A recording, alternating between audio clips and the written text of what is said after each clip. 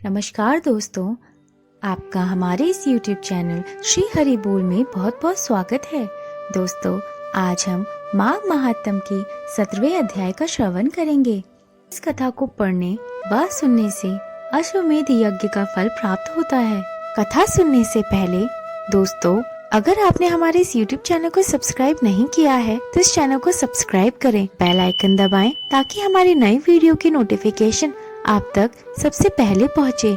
इस वीडियो को लाइक और शेयर भी जरूर करें। कार्तवीर ने पूछा, हे भगवान, कंचन मालिनी और राक्षस कौन थे?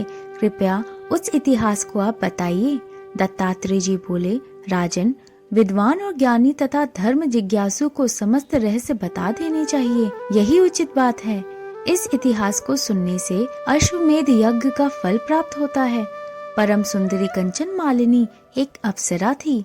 वह माघ स्नान त्रिवेणी में करके जब शिवालय की ओर जा रही थी तो पर्वत की कंदरा में बैठे एक वृद्ध राक्षस ने उसे देखा। उसकी सुंदरता को देखकर राक्षस आश्चर्यचकित रह गया और राक्षस ने पूछा, हे सुकेशी, तू कौन है और कहाँ से आती है? तेरे वस्त्र और केश गीले क्यों हैं? ऐसा कौन सा पुण्य है जिसके कारण तेरा तेज दमक रहा है? तेरे दर्शन मात्र से मेरे क्रूर मन को शांति हो रही है। क्या महिमा है, तुम मुझसे कहो। तब अप्सरा ने कहा, हे राक्षस, मैं एक अप्सरा हूँ। मेरा नाम कांचन मालिनी है। क्योंकि मैं इस समय त्रिवेणी से स्नान करके लौट रही हूँ, इसी कारण मेरे वस्त्र और केश गीले हैं। मैं शिव पूजन के लिए कैलाश आ रही हूँ। मेरे ऊपर जो तेज प्रतीत होता है वह माघ स्नान और प्रयागराज के संगम त्रिवेणी के जल का प्रभाव है। जिस पुण्य की प्राप्ति से मैं सुबुद्धि गंधर्व की कन्या पैदा और उमा की सखी हुई हूँ, उसका भी इतिहास तुम सुनो। पूर्व जन्म में मैं कलिंग राजा की प्रिय वैश्या, सुख संपत्ति के कारण मैं गर्व में फूली रहती। श्रेष्ठ सुंदरी होने के कारण सारा नगर मुझ पर मोहित था। मैंने इच्छा अनुसार भोग विलास किया और कामी पुरुषों के धन को मनमाने तरीके से ठगा। मेरे पास धन, वैभव और संपत्ति की कोई कमी नहीं थी। उस समय कलिंग में मेरे नाम की धूम थी, परंतु जब मैं वृद्धा हुई तो मैंने विचार किया कि मैंने अपना सारा जीवन काम वासना और धन संचय करने में ही व्यतीत कर दिया, कभी धर्म की ओर ध्यान नहीं दिया। इस विचार के आते ही मेरी आत्मा को बहुत कष्ट हुआ। अंत में विचार कर मैं राज पुरोहित के पास गई और तब मैंने अति विनीत स्वर में विलाप करते हुए अपने मन की व्यथा उनसे कही। मैंने कहा, हे विप्र, मैं बहुत ही पापी हूँ। मैंने कभी भगवान के चरण कमलों को प्राप्त करने के लिए जब तब व्रत और पूजन नहीं किया है। जवानी के नशे में भोग विलास में पड़कर मैंने अपने तीनों जन्म नष्ट कर दिए हैं। हे नाथ, अब आप मुझ अबला को उबारिए और मेरा उद्धार कीजिए। मेरे वचनों को सुनकर पुरोहित ने कहा, हे सुमुखी, तेरे समस्त पापों को मैं जानता हूँ। तूने जो पाप किए हैं उनसे सहज ही मुक्त होने का एक ही उपाय है कि तू प्रयागराज जा और अपने मन को निर्मल कर। तू त्रिवेणी में स्नान कर। तीर्थराज प्रयाग में ही यह शक्ति है कि वो तेरे समस्त पापों को नष्ट कर सकता है। ऋषि जनों का यही कहना है कि प्रयागराज में माघ स्नान करने से प्राणी के समस्त पाप नष्ट हो जाते हैं। जयति तीर्थराज प्रयाग की, तीर्थों में प्रयागराज श्रेष्ठ है। भीरू, अब तुम प्रयागराज के महात्म को सुनो। पुराने समय में देवराज इंद्र ने जब काम से पीड़ित होकर गौतम की परम सुंदरी पत्नी अहिल्या के साथ पापाचार किया तो क्रोध में भरकर ऋषि ने इंद्र को श्राप दिया।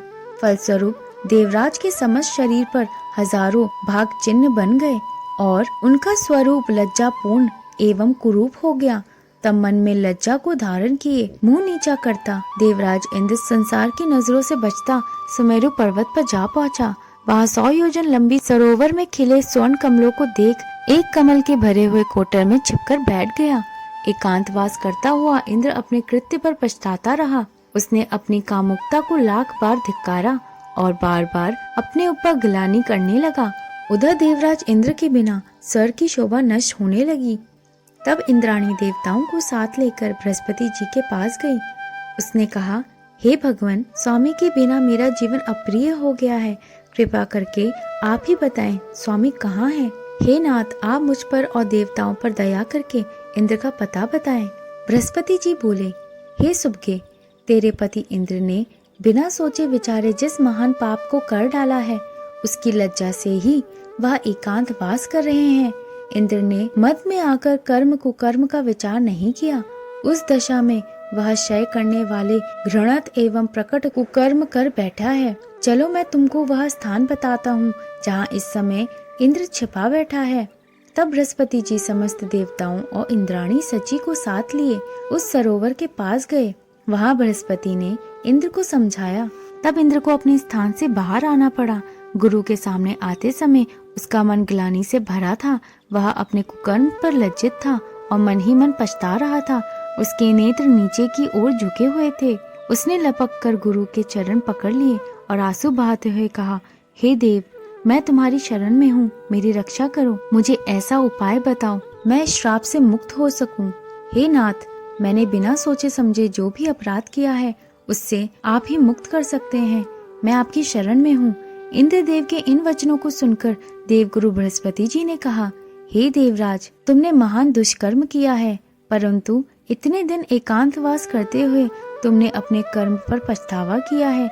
इसलिए तुम्हारे पाप को नष्ट करने का उपाय तुम्हें बताता हूँ। इस शाप से मुक्त करने की कोई शक्ति त्रिलोक में नहीं है। ब्राह्मण का श्राप नष्ट नहीं हो सकता, परंतु उसका स्वरूप अवश्य बदला जा सकता है। समस्त पाप तीर्थों के स्नान के द्वारा ही नष्ट होते हैं। समस्त तीर्थों में प्रयागराज श्रेष्ठ है, इसलिए तुम हमारे साथ चलकर प्रयागराज तीर्थ पर त्रिवेणी स्नान करो। वहाँ निश्चय ही तुम्हारे पाप नष्ट होंगे। तब इंद्र उनके साथ प्रयाग गए और त्रिवेणी स्नान किया। उसके समस्त पाप तुरंत ही नष्ट हो गए। तब बृहस्पति जी ने इंद्र की बुद्धि निर्मल जानकर आशीर्वाद देते हुए कहा, हे इंद्र, ऋषि के श्राप से तेरे इस शरीर पर जो हजारों भक्त चिन्ह हैं, वे नेत्र बन जाएं। तभी से इंद्र के हजारों नेत्र हो गए। हे सुनयन, जिस प्रकार इंद्र त्रिवेणी में स्नान करने से निष्पाप हुआ, उसी तरह तेरे भी वहाँ स्नान करने पर पाप नष्ट हो जाएंगे। तू भी वहीं जाकर स्नान कर। उनकी बात मानकर हे राक्षस, मैं प्रयागराज गई और मैंने त्रिवेणी की पवित्र धारा में स्नान किया। उन दिनों माघ मास था। 3 दिन के स्नान से मेरे समस्त पाप नष्ट हो गए। शेष 27 दिन के स्नान का मुझे दिव्य फल मिला। मैं पार्वती जी की सखी बनी हूँ। अब भी मुझे पूर्व वृतांत याद है और वहाँ से ही लौट रही हूँ। इति माघ महात्म 17वां अध्याय संपूर्ण। बोलो श्री हरि भगवान की जय।